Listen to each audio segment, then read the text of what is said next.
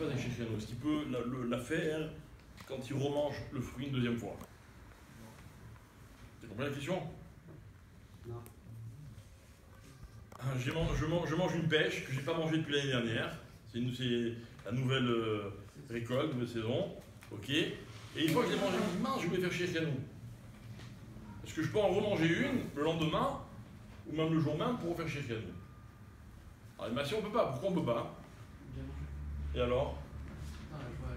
Voilà.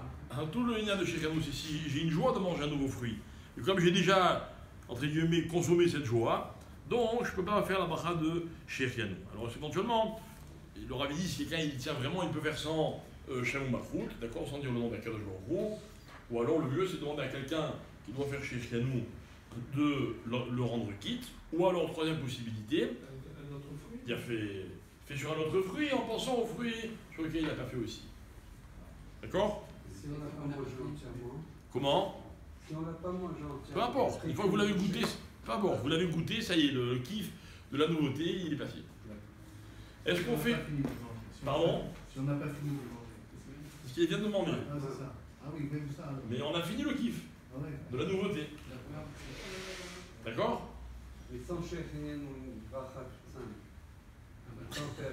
Non, c'est vrai. Par exemple, je fais Adama. Et je me rappelle après la première bouchée Que je n'ai pas fait la prière. Je mange sans faire la prière. Ah, aucun rapport. Oui, non, mais c'est. Non, là on a dit, là on fait la bracha. On refait. Hein. Bien sûr. Enfin, on l'a fait. On l'a fait, bien sûr. Ça oui, ça c'est sûr. Alors, est-ce qu'on fait Shechianu sur du etrog? Par exemple, il y en a qui font une confusion d'etrog, d'accord, après Soukot. Est-ce qu'on fait Shechianu sur le etrog? Je veux la réponse et l'explication, le pourquoi.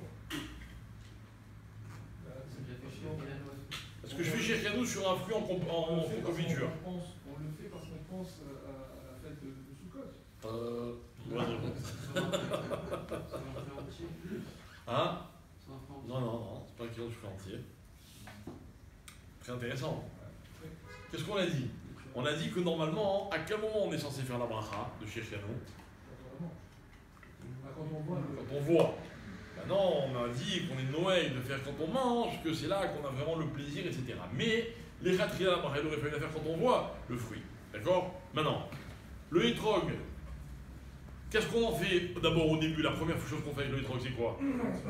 Hein? La mitzvah. Or, sur cette mitzvah, qu'est-ce qu'on fait? On fait Shechianu. Donc ça veut dire qu'on a déjà fait Shechianu sur le kiff du hétrog. Donc quand on le mange, on n'a plus cette simcha on a déjà fait Shechianu.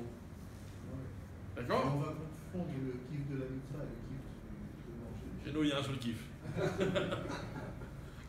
Non, mais au contraire, le Shechianu, il vous montre que même un plaisir, ça devient une mitzvah. Donc un Vachomer, si à l'origine, c'est une mitzvah. D'accord? Bon, surtout que le hétrog, c'est spécial. Le hétrog, c'est. Le Icar du hétrog, c'est pour la mitzvah. C'est plus que pour le manger, quoi. Bien. Alors, autre question intéressante. Donc une femme, elle fait.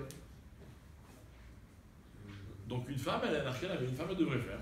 Ouais. Peut-être. Bonne question, hein? Non, mais c'est comme ça. Sauf si elle a fait la mitzvah du boulav. On ne peut pas faire pour les soirs à Shechianu. D'accord, mais même si elle a fait sans la bracha, c'est comme si elle avait déjà mangé alors. Sans bracha, C'est Shechianu. complètement. Seulement quand on a fait le Shechianu qu'on dit ça. On l'a déjà fait. Non, t'as pas compris, on a dit que celui qui Après, a si mangé tu le sans vois faire dans l'arbre. Shechianu. Si tu le vois dans l'arbre, Ouais. tu fais pas Shechianu, quand tu vas le manger, tu vas faire Shechianu. Mais là, tu Là, elle a as vu que la dans mitzvah. la mitzvah, elle a pas fait Shechianu. Mais elle a fait la mitzvah. Regarde qu'elle a cette simcha, elle l'a eu déjà. Pareil, lui, quart du. On avait même posé une chéla, est-ce que Béchal, on fait bracha sur les trogs? Béchal, bracha Birkat Anénim, parce que c'est lui quart du trog.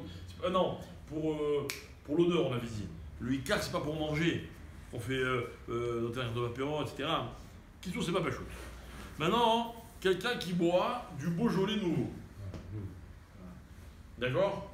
Le principe du Beaujolais nouveau, je rappelle à ceux qui ne le connaisseraient pas, moi je vous dis ce qu'on m'a dit, ok, c'est que c'est un vin qui est confectionné par un raisin qui est nouveau, par définition, et qu'on boit tout de suite. Contrairement aux autres vins qu'on laisse, en général, c'est rare de boire une bouteille de vin, à part si c'est un Beaujolais, qui est un nouveau fruit. D'accord? Parce que En général, on les boit toujours plus tard. C'est Le- l'année, quoi. Hein? C'est le vin de l'année. De l'année, voilà. Mais le Beaujolais nouveau, c'est le vin de maintenant, de la nouvelle saison. Non, fais pas de chérien. Pourquoi? Parce que c'est pas un vin qui est complet, il n'est pas mature. Presque. Presque. Presque. Parce que c'est pas un vin qui rapporte de la simcha. Pourquoi? Parce que, par définition, il est moins bon qu'un vin qui est vieux. Ah oui, c'est sûr. Donc les maasés, j'ai pas la simcha. De bon, bon, c'est un kiff. Mais c'est pas la vraie simcha comme, sachant que, normalement, un bon vin, c'est un vin qui est vieux. Donc les maasés, bon non, mais quelqu'un qui adore le Beaujolais, alors qu'est-ce qu'il fait? C'est une mode. Hein? C'est une mode. C'est une mode. C'est une mode. Voilà, mais imaginez, moi je connais des gens qui vraiment, ils attendent chaque année le Beaujolais. Ah, cette année, vraiment, il est bon. Machin, ils ont un vrai kiff. Alors il dit, celui-là, il vaut mieux, et il dit, celui qui fait ça, t'as la bracha, il vaut mieux attendre de manger les nouveaux raisins au moment où il boit le Beaujolais. Comme ça, il fait la bracha sur le raisin, et en même temps, il fait sur le Beaujolais. Quel serait le dîne Hein? Quel serait le dîne d'un jus de raisin nouveau? Un jus de raisin nouveau, pareil, il dit la même chose. Il dit la même chose. Parce que c'est des raisins Mais c'est pas nouveaux, obligé. ça fait- Voilà, mais tu n'es pas obligé. Maintenant, parce qu'un raisin, un jus de raisin nouveau, il t'apporte une simcha. Non, mais c'est nouveau. Comme c'est un jus. Donc du coup, tu as un... Alors que le vin, il y a de ça, à cause de la syrah. C'est dans le monde entier. Au Canary, qui ne fait pas. Ok. Est-ce qu'on fait... Alors, on fait... Enfin, c'est pas une question, je le dis, on fait chez Canou sur un fruit qui est, comment on dit, mourcave. Croisé. Non, pas cave. Greffé. Greffé. Greffé. D'accord? Donc le résultat de deux graines qui donnent un fruit, comme par exemple le pamplemousse ou d'autres fruits, machin, on fait quand même. Ok? Quelqu'un qui mange un aliment, par exemple de la viande, pour la première fois de sa vie. Qu'est-ce qu'il doit faire chez Yannou? Après, c'est des enfants. Non, imaginez quelqu'un qui était végétarien, et puis finalement un jour il craque, et il dit allez, je vais me faire un bon steak, et on lui prépare un bon steak, il va vraiment faire un kiff. Je pense pas qu'il faut qu'il la fasse. Je fais pas chez Yannou. C'est que sur un fruit nouveau. D'accord? Même si vraiment il est sa mère, mais c'est pas ça la lacha, quoi. C'est pas ça le din de chez Yannou. Ok? Voilà pour aujourd'hui. Tana.